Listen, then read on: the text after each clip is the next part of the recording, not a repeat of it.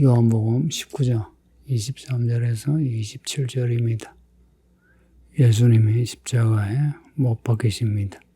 로마 군인들이 예수님을 십자가에 못을 박고 그리고 예수님의 옷을 벗겨 그 옷을 취해서 네 기스로 나눠 이 군인들이 하나씩 그 옷을 가졌답니다.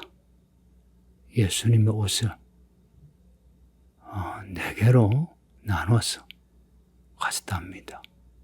그리고 예수님의 속옷도 가지는데 예수님의 속옷은 한 통으로 만든 것이에요. 그 한 통으로 만든 이 옷을 서로가 먼저 가지자 이제 하다가 제비 뽑는 거예요. 그 제비 뽑게 해서 뽑힌 사람이 그 옷을 가졌답니다. 참 이상한 모습이죠. 지금 사형당해 죽는 예수님의 옷을 벗겨서 그 옷을 나누고 겉옷을 나누고 속옷은 제비를 뽑아서 가지는 겁니다. 놀라운 거는 시편 22편에 로마 군인들의 이 모습이 예언되어 있습니다. 시편 22편 18절인데 내 겉옷을 나누며 속옷을 제비 뽑나이다. 개들이 나를 죽입니다. 개들이 내 겉옷을 나누며 속옷을 제비 뽑습니다. 예언되어 있어요. 이 예언이 십자가 앞에서 그대로 너무도 똑같이 이루어진 겁니다. 우리 예수님이 이 예언에 따라 십자가에 달려 죽으시고 예언에 따라 그 겉옷과 속옷이 나눠지고 또 제비 뽑아 가지게 되는 겁니다. 우리 예수님이 그 옷이, 겉옷이 네 개로 나눠져서 가지게 된다. 왜 네 개냐? 그 의미는 알 수 없는데 그냥 사형 집행한 사람이 4명인데 그 4명이 4개로 나눠 가졌다라고 볼 수 있고 또 하나 우리가 요한계시록에 보면 네 생물 나오죠. 에스겔서 1장과 10장에도 네 생물이 나오는데 동서남북입니다. 예수님의 그 십자가 그 죽음이 온 사방에 퍼지게 되는 글쎄 상징일 수도 있다. 그리고 예수님의 그 속옷이 통으로 그냥 제비 뽑아 가지게 되었다. 우리 예수님이 한편 그 옷을 나눠 가지게 되고 한편 속옷, 이 속옷은 제사장의 속옷을 연상케 하는데 예수님의 그 복음이 찢어지지 않고 통으로 온 사방에 전해지게 된다는 그런 의미를 가질 수 있습니다. 로마 군인들의 그 무지와 어리석음, 그 악함이 예언을 성취하는 도구가 된 겁니다. 가룟 유다의 그 악함, 예수님을 팔아넘기는 그 악한 일조차도 예언되어 있습니다. 우리 하나님은 하나님의 뜻을 이루시는데 모든 것을 사용하여 하나님의 뜻을 이루시니 우리는 우리 하나님이 모든 것을 다 합력하여 다 합하여 하나님의 뜻을 이루신다고 믿고 그 하나님의 말씀에 전적으로 신뢰하고 그 말씀에 수종드는 종들이 되어야 합니다. 이렇게 로마 군인들처럼 유다처럼 그렇게 예언의 도구가 아니라 우리에게 주신 바 성령으로 땅끝까지 복음을 전하는 이 예언의 성취로 우리가 사용되어야 합니다. 그러고 보면 이 예언의 성취에 십자가를 중심으로 한쪽은 구원이요 한쪽은 심판인 것처럼 교회를 다니면서도 한쪽은 심판으로 한쪽은 구원으로 가고 있는 겁니다. 그리고 하나님은 양쪽의 사람들을 통해서 하나님의 뜻을 이루시는 겁니다. 25절에는 예수님의 그 십자가 옆에 있는 여자들이 나옵니다. 여자들만 나와요. 26절에 사랑하시는 제자가 나오는데 여자들만 있다고 보시면 돼요. 나머지 제자들은 어디에 있나? 베드로가 예수님을 떠나 예수님을 부정한 것처럼 나머지 제자들이 그런 모습을 하고 있었다. 그러나 그 여자들이 나오는데 예수님의 어머니 마리아 그리고 이모 마리아의 자매겠죠. 그죠? 그러고 보면 마리아에게 자매가 있어 같이 예수님을 믿었다고 볼 수 있어요. 그리고 글로바의 아내 마리아, 글로바. 누가복음 24장에 엠마오로 가는 길에서만 예수님을 만난 제자 중에 한 사람의 이름이 글로바예요. 그 글로바의 아내로 여겨져요. 글로바의 아내 마리아. 그리고 막달라 마리아가 있습니다. 막달라 마리아는 특별한 여자예요. 예수님이 막달라 마리아 안에 있는 7 귀신을 쫓아내셨어요. 그리고 이 여자가 예수님을 따르는데 충성된 여정으로 예수님을 섬겨요.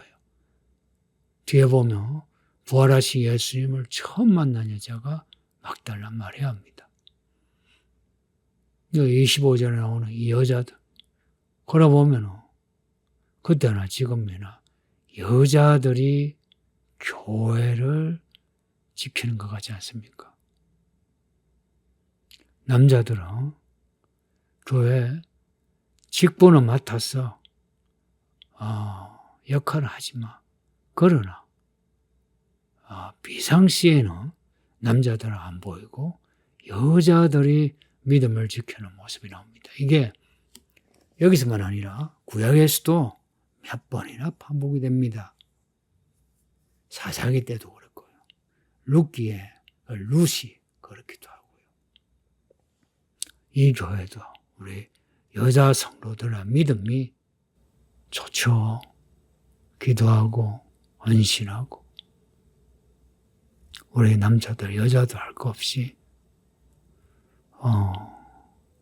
예수님이 아시는 사람이 됩시다. 여기에 이름 적힌 거 보세요. 이렇게 우리의 이름이 생명책에 기록이 된다면 얼마나 좋습니까? 이렇게 교회를 다니고도 생명책에 이름이 없다 생각해 보세요. 슬프죠, 그죠? 26절에 예수님이 자기의 어머니 마리아와 사랑하시는 제자가 곁에 서 있는 걸 보시고 십자가 곁에 이제 보신 거예요. 그리고는 자기 어머니 마리아에게 하실 말씀이 여자여 보소서 아들입니다 합니다. 참 이 장면이 참 슬픈 장면이죠. 마리아는 아들이 죽어가는 모습을 보고 아들 예수님은 자신의 죽음을 슬픔으로 바라보는 마음 아파하는 그 어머니 마리아를 보고 모자지간이 마음이 찢어집니다. 근데 마리아를 두고 어머니 보소서 하지 않고 여자여 보소서 하는 이 말씀이 특이합니다. 앞에 가나 혼인잔치에서도 여자여 나와 무슨 상관이 있습니까? 라고 해요. 이 여자여 하는 게 우리 한국말에서는 조금 무리한 말이죠. 무리한 말. 어머니한테 여자여 하면 좀 무리하죠. 그죠? 근데 그 당시 유대인에게는 그렇게 무리한 말이 아니랍니다. 문화 차이가 있는 거죠. 또 이걸 그런 문화로만 볼 게 아니고 마리아를 여자로 이제 볼 때에 어떤 그 성경의 모델, 어떤 예언의 성취로 이제 본다면은 창세기 3장에 여자의 아들이 뱀의 머리를 부수죠. 그 여자의 아들이 예수님이에요. 그럼 여자는 그 여자의 아들이 뱀의 머리를 부순다. 그 예언을 연상케 하는 말씀입니다. 이제 이 해석이 맞는 게 예수님은 십자가로 갈수록 그리고 십자가에 달려 죽으시면서도 예언의 성취를 생각하시고 준비하시고 말씀하셨다.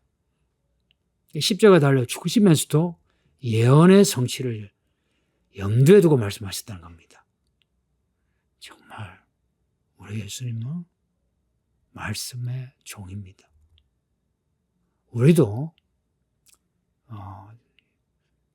하나님의 종이라면 말씀의 종으로 말씀을 이루는데 전적으로 헌신하는 겁니다.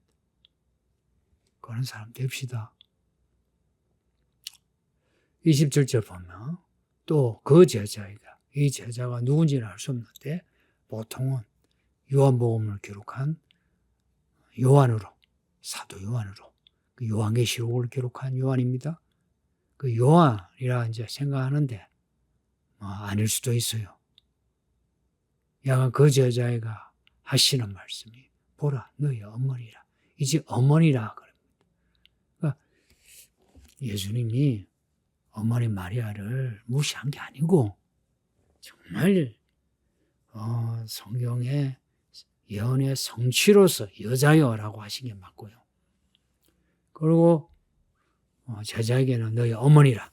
이제 예수님이 죽으시니 이 노년의 어머니 마리아를 맡기시는 겁니다. 이거는 인간 예수의 참 애절한 모습을 볼 수 있습니다. 이 말씀으로 그때부터 그 제자가 자기 집에 마리아를 모셨답니다.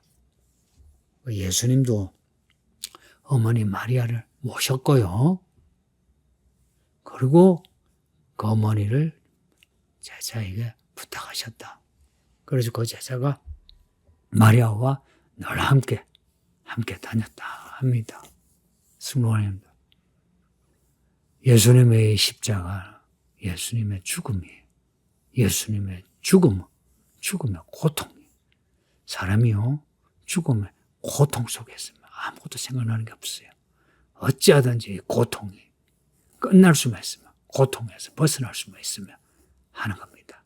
그러나 예수님은 그 고통 속에서도 말씀의 성취에 집중하셨고, 그리고 그 성취를 그 성취를 위해서 말씀하시고 행동하셨습니다. 우리가 예수님을 믿는다면 우리도 예수님처럼 이 말씀에 집중합시다.